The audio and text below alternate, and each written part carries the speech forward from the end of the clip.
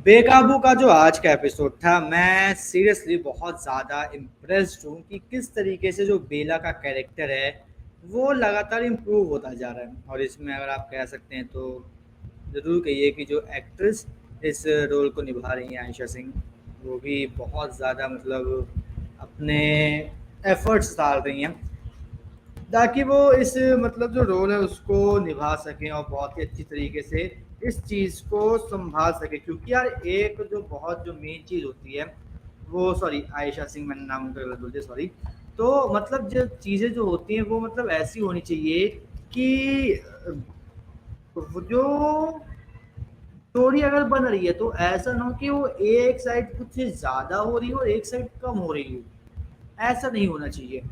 और जब एक साइंस फिक्शनल शो बनता है जस्ट लाइक तेरे इश्क में घायल या फिर बेकाबू, उसमें अगर एक आप पूरा कपल बना रहे हो, या तो उसमें एक ऐसा हो कि एक नॉर्मल ह्यूमन हो, एक के पास सुपर नेचुरल पावर्स हो, और दोनों एक दूसरे का साथ दे रहे हैं। जिसका सुपर नेचुरल पावर्स है उसका साथ दे रहे हैं, जो ह्यूमन है वो इमोशनल सपोर्ट बन के दिमाग लगा के थोड़ा सा। और जो सुपर नेचुरल पावर वाला बंदा है वो ह्यूमन है, वो बहुत ज़्यादा वनरेबल है, तो उसको उस तरीके से बचाना। जब इन दोनों चीज़ का कॉम्बिनेशन चलता है, जब ये दोनों चीज़ें एक साथ चलती हैं, तब जाके होता है कि भाई साहब जो चीज़ें चल रही हैं वो मैनेज होती है। और बेकाबू की बात करूं तो बेकाबू में अगर आप नोटिस करेंगे तो सबसे बड़ी चीज़ क्या है कि बेला एक परी है, और जो हमारे क्या नाम है, हम्म, क्या नाम है इसका, रानव, वो एक राक्षस है। और जब परी और राक्षस जब दोनों होते हैं तो भाई ऑब्वियस सी बात है, भाई दोनों का जो बैलेंस होगा वो नॉर्मली होगा, क्योंकि दोनों के पास पावर भी एक ही है, ऐसे दोनों वल्नरेबल भी नहीं है ज़्यादा किसी ह्यूमन से, और जो भी राक्षस है परी कह सकते हो उनसे। तो उनके बीच में पावर के अकॉर्डिंग मैं बात करूँ तो बैलेंस है सब कुछ। लेकिन जब बात आती है एक जोड़ी बनाने की कि भाई एक जोड़ी बनानी है, तो उसमें सबसे ज़्यादा एक होता है कि आपके बीच में एक अंडरस्टैंडिंग होनी चाहिए जो आपकी आंखों में नज़र आए, आपके एक्सप्रेशंस में नज़र आए। और यहाँ पर जो ईशा सिंह है, सॉरी आयशा सिंह बोलता है, ईशा सिंह है जो बेला का कैरेक्टर निभा रही हैं, वो बखूबी इस रोल को लगातार हर रोज बेला के कैरेक्टर को इम्प्रूव कर रही है, लगातार हर रोज। ऐसा नहीं कि आज के एपिसोड में नहीं किया, कल के एपिसोड में कर लिया, परसों के एपिसोड में नहीं किया, फिर अगले एपिसोड में कर लिया, नहीं। सभी एपिसोड में लगातार वो अपने कैरेक्टर को इम्प्रूव करती जा रही है। और यही सेम बात मैं कहूँगा शालीन भनोट को भी, कि वो भी अपने रानव का कैरेक्टर दिन पर दिन इम्प्रूव करते चले जा रहे हैं। अब यामिनी थी, ठीक है, वो स्टार्टिंग के एपिसोड्स में बहुत ज़्यादा उठी और बहुत ज़्यादा नजर आई, लेकिन अब क्या हुआ, यामिनी का जो कैरेक्टर है, यामिनी के जो सीन्स है वो बहुत कम हो चुके हैं। तो यहाँ पे उनकी जगह ले लिया भाई साहब जो ये हैं पाताली, ठीक है, सुधा चंद्रन। इन्होंने भी अपने कैरेक्टर को देखोगे तो हर एक दो एपिसोड में, जितने भी ये दो तीन चार एपिसोड हुए हैं इसके बेकाबू के, उन सभी एपिसोड में बहुत ज़्यादा तरीके से इम्प्रूवमेंट किया है अपने कैरेक्टर को लेकर। और ये भी कहीं लगता है कि नहीं यार ये बंदी सही करो, कई बार लगता है कि नहीं ये बंदी कभी कुछ सही नहीं कर सकती, ये राक्षसी है, ये राक्षसी है। तो राक्षसी क्या करते हैं भाई, सारे काम उल्टे ही करते हैं, तो ये उल्टा ही करेगी, कुछ सीधा नहीं कर सकती। तो ये चीज़ें देख के यार मुझे बहुत ज़्यादा अच्छा लग रहा है कि चीज़ें इस तरीके से जा रही, चीज़ें इस तरीके से मैनेजेबल हो रही हैं, इस तरीके से जो चीज़ें हैं वो बढ़िया चल रही हैं। इसके बाद जो एक और चीज़ है वो ये कि जो हमारे क्या नाम है इसका,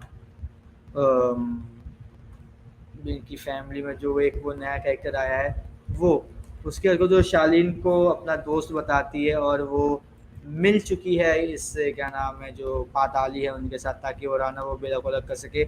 उसने भी भाई साहब 2 से 3 एपिसोड में लोगों के दिलों में अपनी छाप बना ली कि बंदी ये टेढ़ी खीर है, ये जल्दी नहीं सुधरेगी। तो ये चीज़ ना मुझे पसंद आ रही है, ताकि जो चीज़ें हैं अगर ऐसे ही चलती रही और मैं ऐसे ही मज़ा आता रहा तो बहुत जल्दी हमें कुछ बड़ा धमाका देखने को मिलेगा, और मैं उस बड़े धमाके को देखने के लिए बहुत ज़्यादा एक्साइटेड हूँ।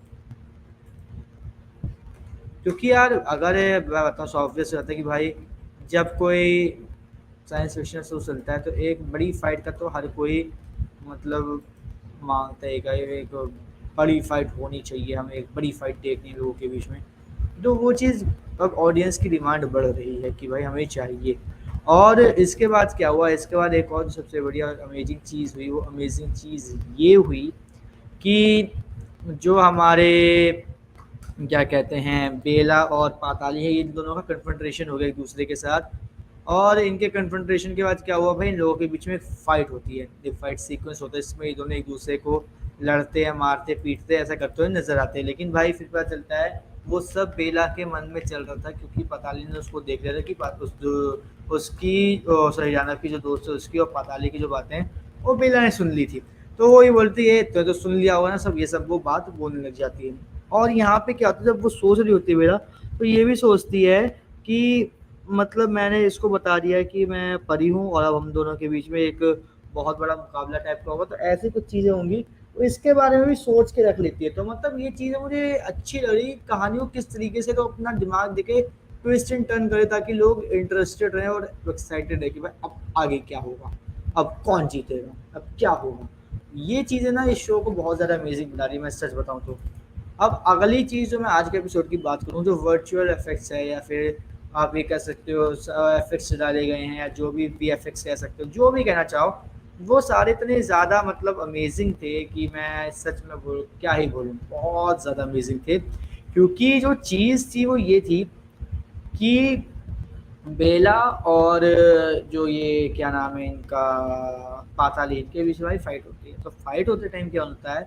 जब ये दोनों फाइट करते हैं तो भाई एफएक्स की जरूरत तो पड़ेगी, क्योंकि बेला भी अपनी परी वाली पावर यूज़ करेगी और पाताली भी अपनी पावर यूज़ करेगी। तो इसकी वजह से क्या होता है, इसकी वजह से भाई इन लोगों के बीच में होता है कन्फ्रंटेशन, ठीक है। और कन्फ्रंटेशन की वजह से क्या होता है, इन लोगों के बीच में थोड़ी बहुत लड़ाई झगड़ा में देखने को मिलता है। और जो ये लड़ाई झगड़ा होता है, भले वो सपना ही हो बेला का, लेकिन जो ये सपना था ये बहुत ज़्यादा रियलिस्टिक लगा। और हम लोग भी भाई, हम लोग को और पता नहीं भाई आप लोगों को, लेकिन मैं तो मतलब सीरियसली ये सोच के हैरान था कि आखिर ये कर क्या दिया इन लोगों ने। लेकिन जब कहानी बदली, चीज़ें बदली, तो पता चला कि अरे नहीं भाई, ऐसा कुछ भी नहीं, जो चीज़ें हैं वो सपने में चल रही है, वो रियलिस्टिक में सॉरी रियल में ऐसा कुछ भी नहीं हो रहा है। तो ये चीज़ देख के मुझे बहुत ज़्यादा मज़ा आया। बाकी भाई आज के एपिसोड को लेकर मैं बस इतना ही कहना चाहूँगा कि भाई राबेल बहुत ज़्यादा अमेजिंग जोड़ी है, और ये जोड़ी को भाई सपोर्ट करते रहो, ताकि चीज़ें ऐसे ही बढ़िया चलती रहे और मस्त चलती रहे। इसके बाद क्या हुआ भाई, इसके बाद मैं एक और चीज़ बोलूँगा